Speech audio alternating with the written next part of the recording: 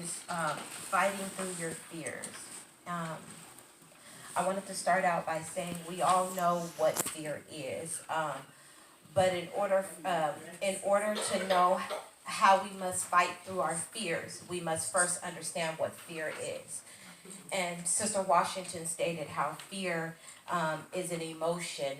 It's a protective mechanism, and it's also a defensive mechanism. But fear is also, you can also have a fear of pain and a fear of threat.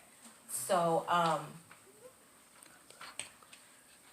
also, so that, excuse me, forgive me. Take your time.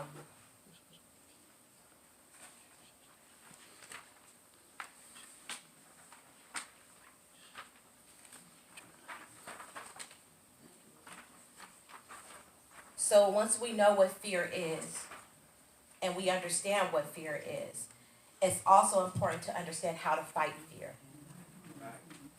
And so how we learn how to fight fear, how do we get bound up by fear? By allowing things or someone persistently pushing things on us, or by allowing things to be spoken into our spirit to the point we begin to accept fear into our lives. And that can be by having friends in your lives that are no good for you, and they're constantly pushing things upon you that you shouldn't be involved in. And it causes you to fear losing that friendship, or feeling as if, if you're losing that friendship, you're losing so much. But in reality, when you are serving God and you have people who are in your lives that are pushing things on you that aren't conducive for a saved life, you're losing God more than a friend. Right. And his friendship is more important than any. Yes. Fear is spoken at least 80 times in the Bible. God knows that the enemy uses fear to decrease our hope and faith in order to limit our victories. Glory to your name, God. But God has given us so many ways to defeat the enemy in the spirit of fear. We just have to be hungry enough to seek him in order to come out of whatever it is that has us walking in the spirit of fear. And I wanted to give a few examples. How to pull yourself out of the deep pits of fear. One is speaking life and not death into your situation. And that's going to be coming from Proverbs 18 and 21. Death and life are in the power of the tongue, and they that love it shall eat the fruit thereof. So when you are in a spirit of fear, and you're telling yourself, you know what, I can't deal with this, I can't handle this, and you just give into it, you're speaking death to yourself. And we're supposed to speak life into our own lives first, so that we will be able to speak life into someone else's life. Yes. But if you're speaking death to yourself, you're going to also turn around and speak poison into the lives of other people, because you're starting in yourself first. But if you speak life into yourself first, then you'll be more equipped to speak life into someone else's life. Number 2 is quoting scripture that will strengthen you in your fight over the spirit of fear. And that's going to be coming from Galatians 5 and 13. Glory to your name, God. For brethren, ye have been called into liberty, only use not liberty for an occasion to the flesh, but by love serve one another. For all the law is fulfilled in one word, even in this: thou shalt love thy neighbor as thyself.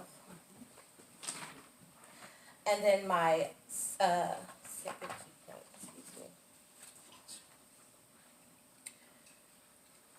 you have to keep speaking scripture every time the spirit of fear is present. You cannot get tired and tell yourself, I don't feel like dealing with this right now. I'll deal with it later. No, deal with it now, because your freedom depends on it. Yeah. And it's also important to remember that there is power in the tongue. When you speak life, you will birth it right into your situation. We cannot afford to give into the fears of our circumstances, or allow them to burden us down to where we don't have enough energy to fight.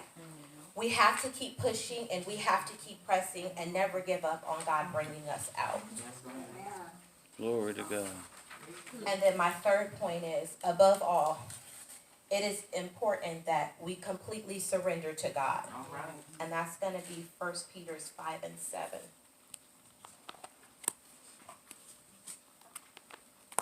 Casting all your care upon him, for he careth for you. Mm.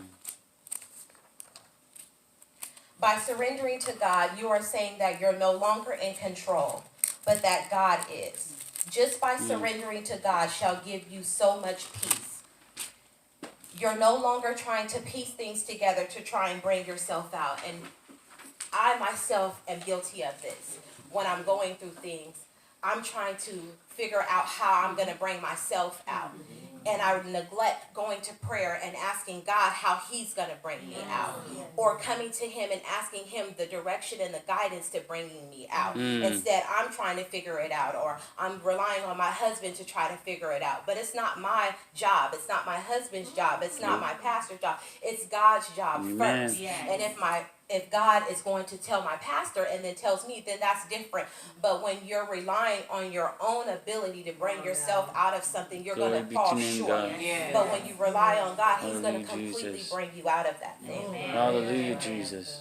So by surrendering to God, like I said, you are allowing him to be in control and not yourself. And by allowing God to be in control and surrendering, you're giving so much peace.